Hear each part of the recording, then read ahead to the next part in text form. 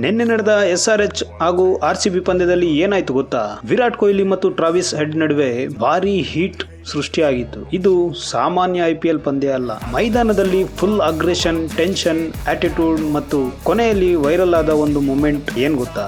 RCB bat ಮಾಡುತ್ತಿದ್ದಾಗ ವಿರಾಟ್ ಕೊಹ್ಲಿ ಮತ್ತು Travis head ನಡುವೆ ಮಾತಿನ ಚಕಮಕಿ ಶುರುವಾಯಿತು. ವಿರಾಟ್ ಹೆಡ್ ಕಡೆ ನೋಡಿ ಅಗ್ರೆಸಿವ್ ರಿಯಾಕ್ಷನ್ ಕೊಟ್ಟರು. ಇದಕ್ಕೆ ತುಪ್ಪ ಸುರಿದಂತೆ ಮತ್ತೆ ಹ್ಯಾಂಡ್ ಶೇಕ್ ಸಮಯದಲ್ಲಿ ಟ್ರಾವಿಸ್ ಹೆಡ್ ಕೈ ಮುಂದಿಟ್ರು. ಆದ್ರೆ ವಿರಾಟ್ ಕೊಹ್ಲಿ ಡೈರೆಕ್ಟ್ ಮುಂದೆ ನಡೆದು ಹೋದ್ರು.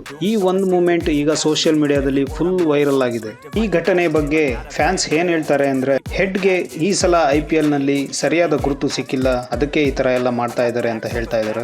ಇನ್ನು ಕೆಲವರು ಆಸ್ಟ್ರೇಲಿಯನ್ ಪ್ಲೇಯರ್ಸೇ ಹೀಗೆ, ಅವರಿಗೆ ಆಟಿಟ್ಯೂಡ್ ಇದ್ದೇ ಇರುತ್ತೆ ಅಂತ ಹೇಳ್ತಾರೆ.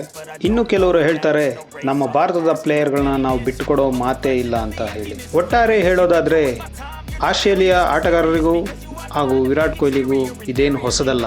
ಆಟ ಅಂದ ಮೇಲೆ ಇದು ಸರ್ವೇ ಸಾಮಾನ್ಯ. ಇದರಲ್ಲಿ ವಿರಾಟ್ ಸರಿಯೇ ಅಥವಾ ಟ್ರಾವಿಸ್ ಹೆಡ್ ಸರಿಯೇ? ಕಮೆಂಟ್ ಬಾಕ್ಸ್ನಲ್ಲಿ ತಿಳಿಸಿ. ಕ್ವಾಲಿಫೈರ್ ಪಂದ್ಯಗಳಲ್ಲಿ RCB ಮತ್ತು SRH ಗೆದ್ರೆ ಮತ್ತೆ ಇನ್ನೊಂದ್ಸಲ ಎರಡೂ ತಂಡಗಳು ಮುಖಾಮುಖಿಯಾಗೋ ಚಾನ್ಸಸ್ ಇರುತ್ತೆ. ಅದು ನಡೆದಿದ್ದೇ ಆದಲ್ಲಿ ಈ ವಾದ ವಿವಾದಗಳು ಏನೇ ಇದ್ದರೂ ಇದೇ ಪಂದ್ಯಕ್ಕೆ ಮುಕ್ತಾಯ ಆಗಲಿ ಅನ್ನೋದೇ ಎಲ್ಲ ಅಭಿಮಾನಿಗಳ ಆಸೆ. ಪಂದ್ಯ ಸೋತರೂ ನಂಬರ್ 1 ಸ್ಥಾನವನ್ನು ಉಳಿಸಿಕೊಂಡಿರುವ RCB ಮಂಗಳವಾರ GT ವಿರುದ್ಧ ಹೇಗೆ ಪರ್ಫಾರ್ಮ್ ಮಾಡುತ್ತೆ ಅನ್ನೋದು ಕಾದು ನೋಡಬೇಕಿದೆ.